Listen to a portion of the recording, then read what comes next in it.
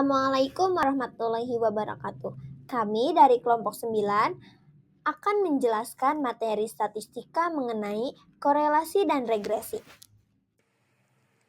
Apa itu korelasi? Jadi, teman-teman, korelasi adalah ukuran statistik yang menggambarkan sejauh mana dua variabel terkait satu sama lain. Biasanya dinotasikan dengan X dan Y. Secara umum, korelasi menunjukkan adanya hubungan positif yang berarti hubungan searah. X naik diikuti oleh Y naik. Misalnya, semakin sering kita belajar, biasanya nilai ujian juga ikut naik. Dari contoh tersebut, ketika X naik, kita belajar lebih sering, maka Y juga naik. Nilai ujian biasanya meningkat. Ini disebut korelasi positif, karena kenaikan X diikuti oleh kenaikan Y. Selain korelasi positif, ada juga korelasi negatif atau hubungan terbalik. X naik, Y turun. Misalnya, semakin tinggi tingkat stres, kualitas tidur biasanya menurun. Dari contoh tersebut, ketika X naik, stres makin tinggi, maka Y turun. Tidur jadi kurang nyenyak atau tidak berkualitas. Hubungan seperti ini disebut korelasi negatif, karena kenaikan X diikuti oleh penurunan Y. Kalau hubungan antara dua variabel, X dan Y terlihat acak, kadang X naik tapi Y nggak jelas arahnya.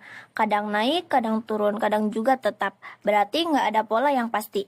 Bisa jadi hubungan mereka sangat lemah atau bahkan tidak berkorelasi sama sekali.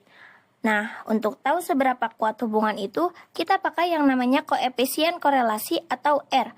Nilai R ini ada di antara -1 sampai 1. Dan artinya seperti ini. Kalau R sama dengan 1, artinya hubungan sempurna dan positif. -1 artinya hubungan sempurna dan negatif. 0 artinya tidak ada hubungan sama sekali. 0,5 artinya hubungan lemah. 0,5 sampai 0,75 hubungan cukup kuat. 0,75 sampai 0,9 artinya hubungan kuat. 0,9 sampai 1 artinya hubungan sangat kuat. Selanjutnya ada koefisien penentuan atau KP. Ini penting banget dalam analisis korelasi maupun regresi. Biasanya ditulis sebagai R² atau R². Koefisien penentuan ini menunjukkan seberapa besar pengaruh variabel X terhadap variabel Y. Misalnya, kalau nilai R sama dengan 0,9, maka koefisien penentuan 0,9 pangkat 2 sama dengan 0,81 atau 81%. Artinya, besarnya sumbangan variabel X terhadap variasi atau naik turunnya Y adalah 81%. Sedangkan 19% lainnya merupakan sumbangan faktor lainnya. Untuk menghitung R, ada dua cara sebagai berikut. Setelah memahami konsep dasar korelasi, mulai dari hubungan yang positif, negatif, hingga yang tidak berkorelasi sama sekali, sekarang saatnya kita lihat bagaimana konsep ini diterapkan dalam situasi nyata. Ini ada tabel yang menunjukkan biaya iklan dan penjualan selama 6 bulan. Dari data ini, kita bisa analisis apakah ada hubungan antara banyaknya biaya iklan yang dikeluarkan dengan jumlah penjualan yang terjadi. Hal yang tadi, kita bisa memakai dua cara. Cara yang pertama dengan menggunakan cara manual, menggunakan rumus. Dan cara yang kedua menggunakan aplikasi SPSS. Di sini saya akan mengerjakan soal dengan cara manual menggunakan rumus. Pertama-tama kita buat dulu soalnya dalam bentuk tabel. Kalau udah seperti ini, lanjut kita cari, kita tambahkan kolom X kuadrat, Y kuadrat, dan X kali Y. Kalau di Excel bisa menggunakan rumus seperti ini. Ini untuk tombol kuadrat.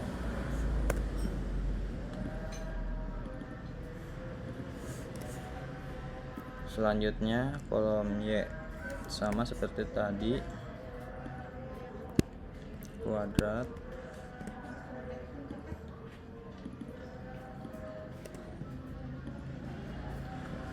Untuk X kali Y bisa menggunakan rumus kali seperti bintang kecil di atas.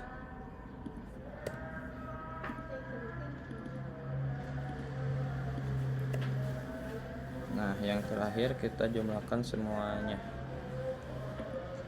Tadi di sini saya akan memakai rumus yang ini. Kita tulis dulu rumusnya. Untuk rumusnya itu ada R sama dengan jumlah data dikali jumlah X dikali Y dikurangi jumlah X dikali jumlah Y dibagi akar dari jumlah data dikali jumlah X kuadrat dikurangi jumlah X dikuadratkan dikali akar jumlah data dikali jumlah Y kuadrat dikurangi jumlah Y dikuadratkan. Nah, untuk hasilnya seperti ini. Kita tulis dulu satu-satu angkanya. 6 dikali ini, terus yang ini dikali ini semuanya, terus sampai ada hasilnya yang ini. Untuk hasil akhirnya R sama dengan 0,9952. Setelah menghitung menggunakan rumus yang tadi, dapat diketahui korelasi atau R sama dengan 0,99, yang berarti hubungan antara X dan Y sangat kuat dan positif. Artinya, kenaikan biaya iklan pada umumnya akan menaikkan hasil penjualan. Nah, untuk R kuadratnya sama dengan 0,98 atau 98%. Artinya, sumbangan biaya iklan terhadap variasi Y naik atau turunnya hasil penjualan adalah 98%, sedangkan sisanya 2% merupakan faktor lain-lain. Setelah memahami korelasi, kini kita lanjut ke analisis regresi sederhana. Sederhananya, perbedaan utama antara korelasi dan regresi adalah korelasi hanya melihat hubungan antara dua variabel, apakah hubungannya positif, negatif, atau tidak ada hubungan sama sekali. Sedangkan regresi bertujuan untuk melihat pengaruh satu variabel terhadap variabel lainnya. Dengan kata lain, apakah variabel X berpengaruh terhadap Y? Nah, untuk rumus umum regresi sederhana yaitu Y sama dengan A ditambah BX. Keterangannya, Y merupakan nilai yang diprediksi yaitu variabel dependen atau yang dipengaruhi. Kemudian X merupakan nilai input yaitu variabel independen atau yang memengaruhi. A merupakan konstanta, B koefisien regresi. Nah, selanjutnya di sini ada gambar yang menunjukkan berbagai bentuk pola hubungan dalam analisis regresi sederhana. Gambar A menunjukkan hubungan garis positif, di mana titik-titik data mengikuti pola naik. Artinya, ketika X meningkat, Y juga meningkat secara konsisten. Gambar B masih hubungan positif, tapi titik-titiknya lebih tersebar. Ini berarti hubungannya tetap positif, tapi tidak sekuat gambar A. Untuk gambar C menunjukkan hubungan garis negatif, di mana X meningkat, tapi Y menurun. Gambar D menggambarkan hubungan garis lengkung negatif, titik-titik membentuk kurva ke bawah. Gambar E memperlihatkan hubungan garis lengkung negatif. Gambar F memperlihatkan hubungan garis lengkung positif. Dan terakhir gambar G menunjukkan tidak adanya hubungan. Titik-titik tersebar secara acak tanpa membentuk pola. Nah, melalui pola-pola ini, kita bisa menilai apakah hubungan antar variabel bersifat kuat, lemah, linear, atau bahkan tidak ada sama sekali. Teman, sekarang kita masuk ke contoh soal analisis regresi sederhana. Teman-teman bisa buat dulu ketiga kolom ini ya, bulan, biaya iklan sebagai X, dan penjualan sebagai Y. Teman-teman bisa bikin tabel selanjutnya yang mana itu diisi oleh X pangkat 2 dan tabel X dikali Y. Nah, sekarang gimana sih cara mencari X pangkat 2 itu? X pangkat 2 kan tadi X itu biaya iklan ya. Berarti 5 dipangkat 2 berapa dan seterusnya sampai bulan ke-6. Kemudian kita cari X dikali Y. Berarti biaya iklan dikali penjualan. Teman-teman bisa mengulangi langkah tersebut sampai bulan ke-6. Dan jangan lupa teman-teman jumlahin setiap kolom tersebut.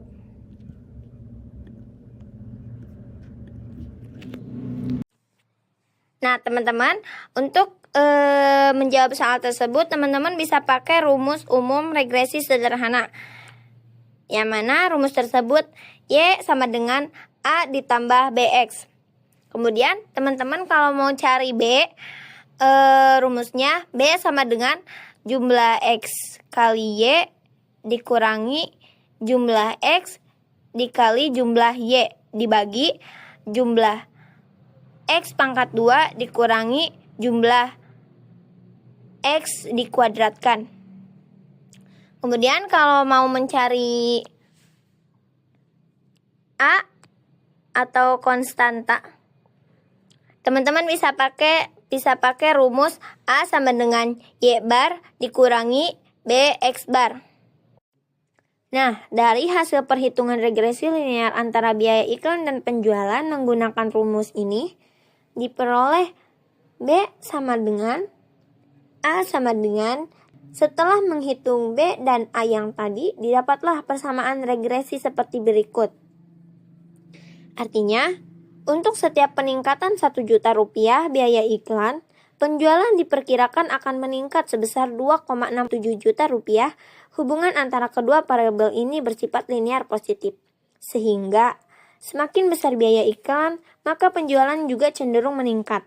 Dari pembahasan tadi, kita telah mempelajari 2 konsep penting dalam analisis data, yaitu kolerasi dan regresi sederhana.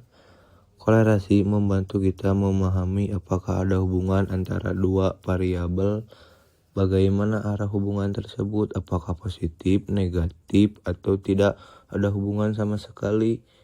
Namun kolerasi hanya memberi tahu tentang hubungan, bukan pengaruh.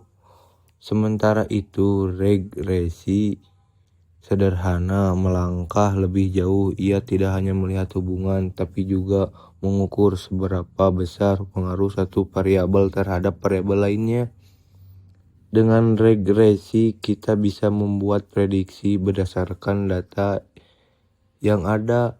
Jadi keduanya sama-sama penting. Kolerasi sebagai langkah awal memahami hubungan dan regresi sebagai alat untuk menganalisis pengaruh atau serta membuat estimasi ke depan.